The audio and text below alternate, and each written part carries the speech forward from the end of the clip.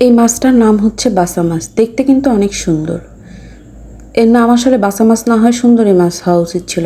দেখেন কতটা সাদা, একদম চকচক করতেছে।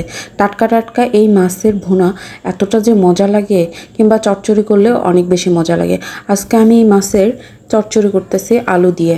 আর আরেকটা কথা, আপনারা আমার পাতিলের দিকে কেউ নজর দিবেন না, কারণ এটা আমার অনেক আগের পাতিল। আপনারা যারা আমার ভিডিও দেখেন নিয়মিত তারা জানেন এটা আমার অনেক আগের পাতিল। এটা আমার স্টুডেন্ট লাইফ থাকতে, ছাত্রী অবস্থায় এই পাতিলটা কিনছিলাম, তারপর থেকে সেটা ইউজ করি। কিন্তু এই পাতিলটার প্রতি এতটা মায়া যে এটা বাদ দিতে পারি না, এটার মধ্যে রান্না করে। আর আমার কেন জানি মনে হয় যে এটাতে রান্না করলে রান্নাটা তাড়াতাড়ি হয়। যেহেতু আমাদের কেনা গ্যাসের চুলায় রান্না করা, সেহেতু এমন কোনো পাত্রতে রান্না করলে ভালো হয় যেটাতে রান্নাটা তাড়াতাড়ি হয়, তাহলে একটু গ্যাসের সাশ্রয় হয়। মাছে যা যা দেয়, হলুদ লবণ সব কিছু দিয়ে আমার শাশুড়ি এটাকে মাখায় দিচ্ছে। আমার শাশুড়ি হাত দিয়ে এটা মাখায় নিচ্ছে। এটা সুন্দরভাবে মাখায় নিতে হবে। পেঁয়াজের পরিমাণটা একটু বেশি দিতে হবে। তারপর এখানে এই বাসা মাছগুলো দিয়ে খুব ভালোভাবে মাখায় নিতে হবে। মাছটা কিন্তু মশলার সাথে অবশ্যই ভালোভাবে মাখাতে হবে।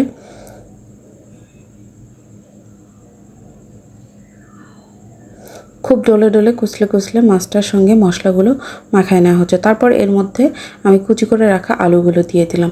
আপনারা চাইলে আলুর খোসা সহ দিতে পারেন, তবে আমার বাড়ির সবাই আলুর খোসা ছাড়াই খাইতে বেশি পছন্দ করে, এই জন্য আমি আলুর খোসা ছাড়াই এটা ভুনা করতেছি, চচ্চড়ি করতেছি। আপনারা চাইলে এটা খোসা সহ দিতে পারেন, ভালো লাগে খাইতে, খোসা সহ খাইতে ভালো লাগবে। এবার এটাকে খুব ভালোভাবে ডলে নিতে হবে। তারপর তেল দিব, দিয়ে তারপরে আবার একটু ভালোভাবে ডলে নিব।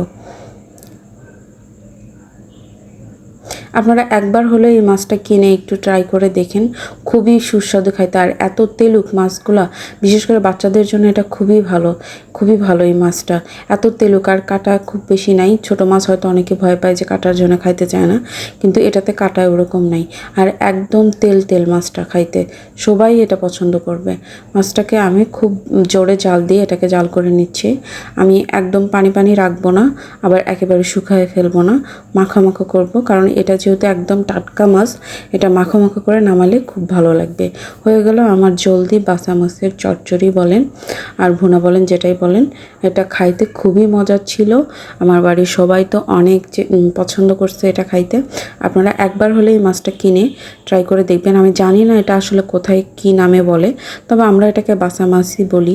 আর কোথায় পাওয়া যায় কিনা আমি এটা জানি না আসলে। এটা আমাদের উত্তরবঙ্গে খুব ফেমাস একটা মাছ।